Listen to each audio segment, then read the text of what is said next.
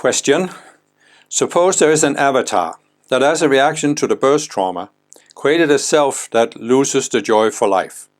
This self starts projecting into the cosmic mirror, and all the avatar gets is an unsatisfactory life.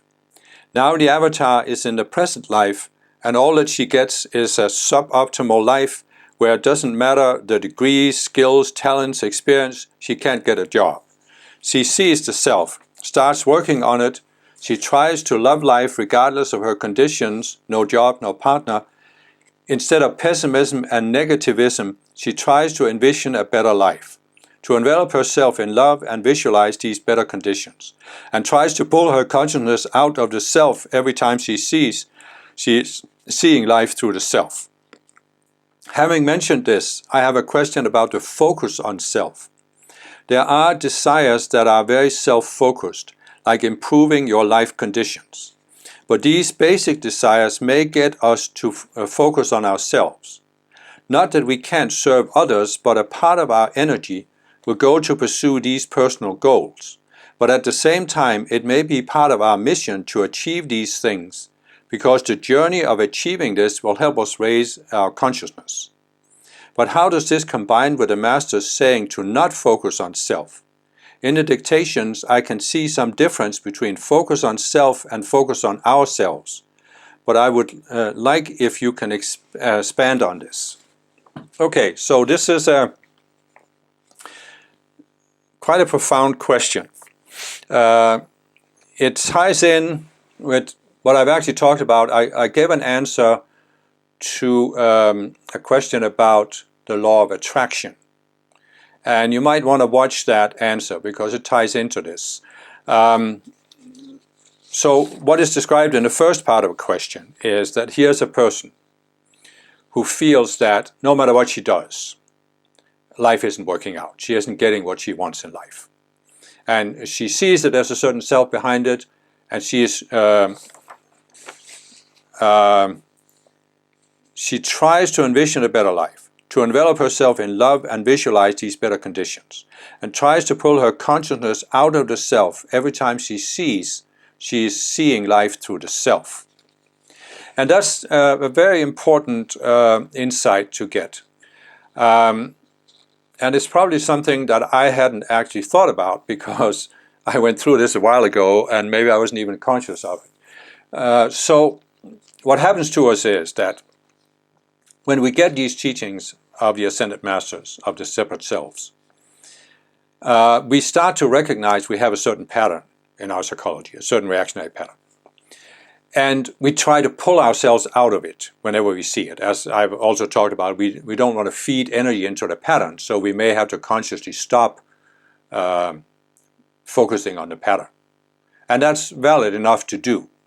But it's just that this isn't going to free you from the self. No, you could have a very, very disciplined mind, and you could force your mind to not think in certain ways or not react in certain ways. But it isn't going to resolve the self, because as I've explained many times, the self is based on a belief. You had a certain situation in the past, you were exposed to a traumatic situation, and you formulated a certain belief who you are, for example, what you deserve to have in life. And this was what created the self. And until you see the self, see the belief, and see that it's an illusion, and let it go, you haven't resolved the self. Which means you will now have a constant tension, where your conscious mind is trying to pull itself out of the self, instead of resolving the self. So that's why I would say to people, and it's very understandable, most people will go through a phase where they feel exactly like this person is describing.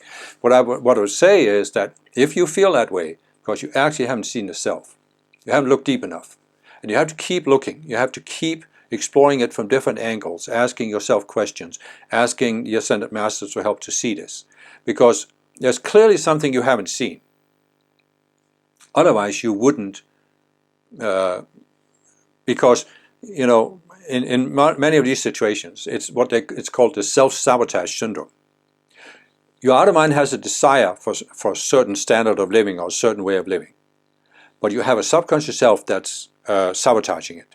For many spiritual people, it can be that we actually have a subconscious self that has a negative view of money, that doesn't want to have money because you feel it's unspiritual, it's wrong, and money is the root of all evil, and it's easier for a camel to go through the eye of a needle and for a rich man to get into heaven, and many of these things. You have it in the East as well. You know, monks and nuns renounce everything in the world, and so many of us who are spiritual people, we have had lifetimes where we lived in those spiritual traditions that forsake the world, and so we created this this strong self that has a negative view of money, which is sabotaging our efforts to improve our standard of living. So you have to come to see that self, see where it came from, see why you think this is wrong to have money, and resolve it, and then things will change, because all of a sudden you will have a new way of looking at how you can manifest money. And you won't look at it as something that's dangerous to your spiritual path or contrary to your spiritual path. Anyway, so I talk about that also in the answer about the law of attraction. But now comes the second part of the question, the focus on self. So, and the question here brings up a very important question. I have said that we all have a life plan, at least the spiritual people. We have a life plan, and it has two aspects, two phases. Not necessarily completely separated, it can go on at the same time, but we have two aspects of it. And one is the resolution of psychology. And the other one is the gift we want to give to other people. And I've also talked about in several videos how both myself and many other people I've seen, we find a spiritual path, we grow up in a modern society without awareness of the spiritual path, we find a spiritual path, now we feel we have to compensate, we really have to make an effort to be spiritual. And so we often go into a spiritual movement, we start practicing, and we focus on studying the teachings. And we might even withdraw from society and live in a spiritual setting or take classes or whatever. And this is clearly, from a certain sense, focused on self. And many of our relatives will often say, oh, you're being selfish, you only care about yourself. But it can very well be true that it's part of our life plan that we go through this very intense period in order to come to a point where we can give our gift. But see, what happens to many spiritual people is that we get focused on what I call the outer path, doing the outer practices, studying the outer teachings, instead of resolving psychology. So this can become a blind alley for people, because they think, all I really need to do is focus on the outer things. I don't need to look at my psychology. Then you can come to a point where you're making all this effort, but you're basically treading water. I mean, in terms of rising in consciousness, you're not rising in consciousness. That doesn't happen until you look into what I call the inner path, where you see the need to resolve psychology. But even when you then realize, oh, I need to resolve my psychology, as I started doing back in the early 1990s, where I saw this and really went into therapy and this and that, you can still have a focus on self, because as any psychologist will tell you, people who have trauma to resolve, the effect of the trauma is you become very focused on yourself, and therefore you have to probably go through a period of several years where you're very focused on yourself, very focused on resolving psychology in order to work through that phase. However, when I talk this way about the focus on self, this isn't what the Ascended Masters mean when in the last little over a year they've started talking about overcoming the focus on self. Okay? There's a difference. And so what I have been talking about so far is an outer focus on your own personal growth. And it's necessary. If you're going to work through that healing phase of your divine plan, you have to focus on yourself in an outer way. You have to do the outer things you need to do. Spiritual exercises, studies, therapy, looking at psychology, all these things. But what the Masters have started talking about lately is that when you step back, you see that the effect of the psychology, the unresolved psychology, these subconscious selves, The effect of this is that you are focused on yourself in terms of your internal reactions.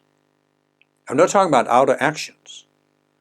You know, if you are, for example, spending a lot of time going to therapy and resolving psychology, these are outer actions. But what the masters started talking about is that the real effect of the ego, the subconscious selves, whatever you want to call it, is that we are focused on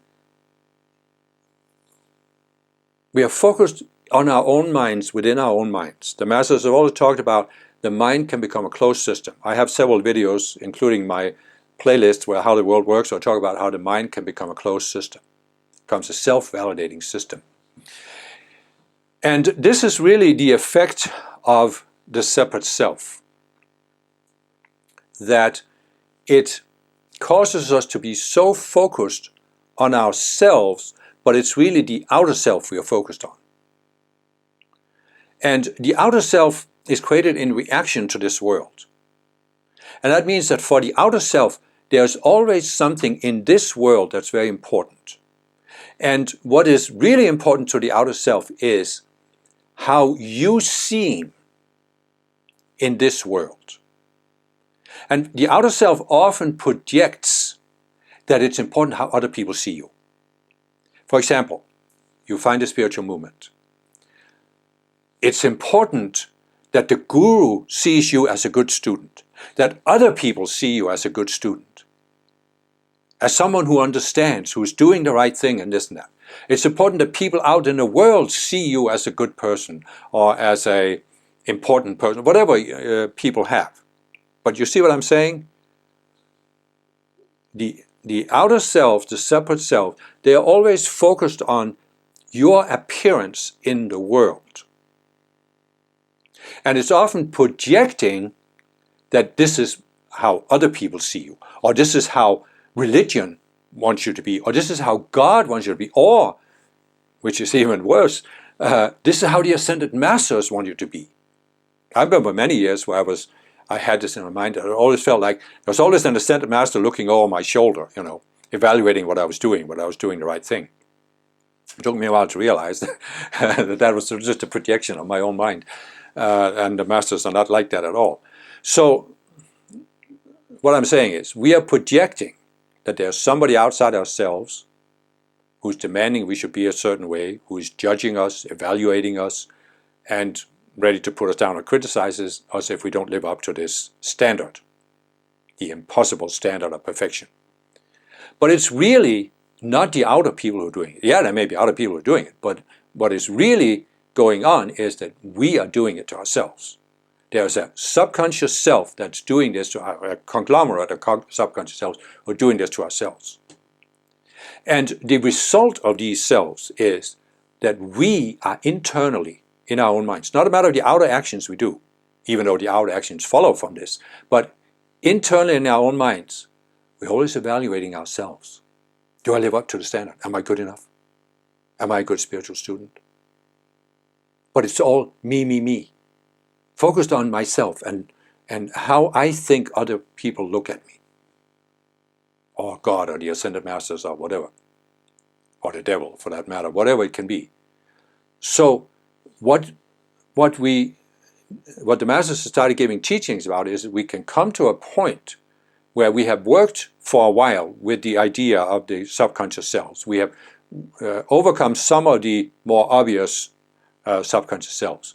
We could come to a point where we begin to realize this, that the real effect of the subconscious self is that we become so focused on ourselves, our minds becomes these closed systems. And we can begin then to look for these deeper selves and overcome them one by one. So we overcome this focus on self. And, you know, we're talking about the two phases, your divine plan. We're talking about, as the questioner says, trying to get the kind of life you want to have. When you overcome the focus on self, I can see this from my personal experience, I've seen it in other people. When you overcome the focus on self, it'll start to happen spontaneously, without you forcing it with the outer mind. It will just start to happen because you're not pushing it away from you anymore.